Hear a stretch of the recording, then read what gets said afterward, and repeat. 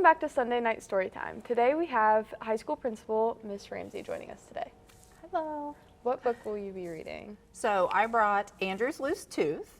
When I was a first grade teacher, this was one of my kiddos' favorite stories. Everyone totally was into this and absolutely loved it. So it's been one of my favorites for a long time. Okay, this is Andrew's Loose Tooth by Robert Munch. When Andrew came downstairs, there were 3 big red apples in the middle of the table. And even though he had a loose tooth, he decided to eat an apple. So he reached out, picked up an apple, shined it on his shirt, took a bite, and yelled, "Yow! Mommy, Mommy, do something about this tooth. It hurts so much, I can't even eat my apple." Andrew's mother opened up his mouth and looked inside. "Ooh, ooh, ooh," she said. "It's a loose tooth. I know what to do."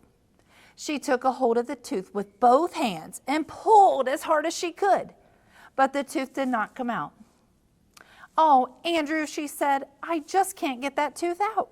Why don't you try another apple? That might make your tooth come out."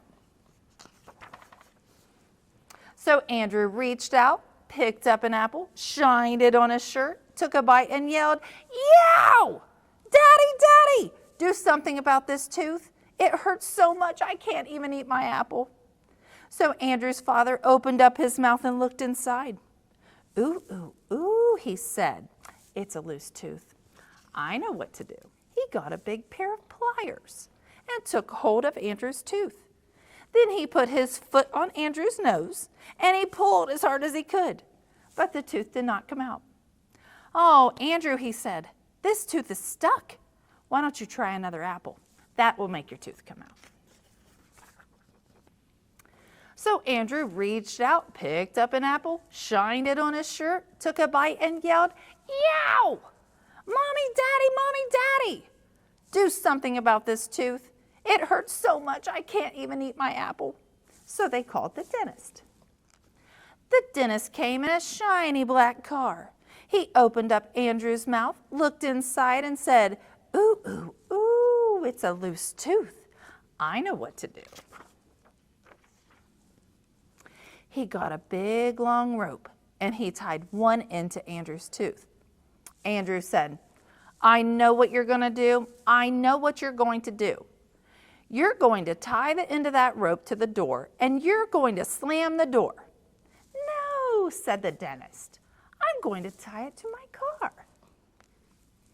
He tied the end of the rope to his car and drove away as fast as he could.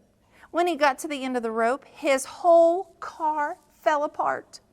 The dentist stood there holding just the steering wheel. Then Andrew's mother and Andrew's father and the dentist all said, "Andrew, Andrew, that tooth will not come out. You just can't eat your breakfast." Andrew sat out in the front yard looking very sad. His best friend Lewis came along and said, "Andrew, what's the matter?" "Oh," said Andrew, "my mother can't get this tooth out. My father can't get this tooth out. The dentist can't get this tooth out. And I can't even eat my breakfast." "Ooh, ooh, ooh," said Lewis. "I know what to do."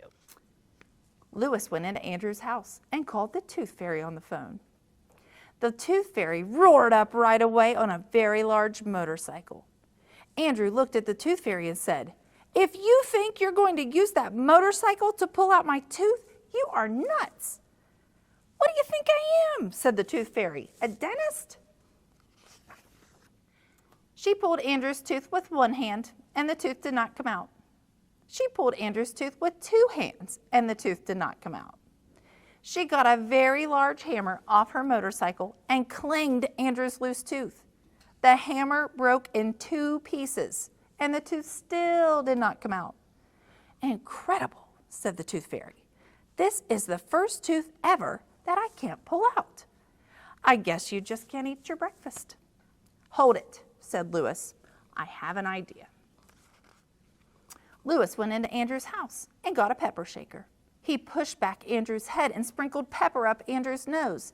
Andrew went, "Ah, ah, achoo!"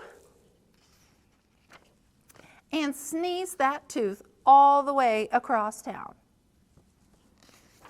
but the tooth fairy still got her tooth.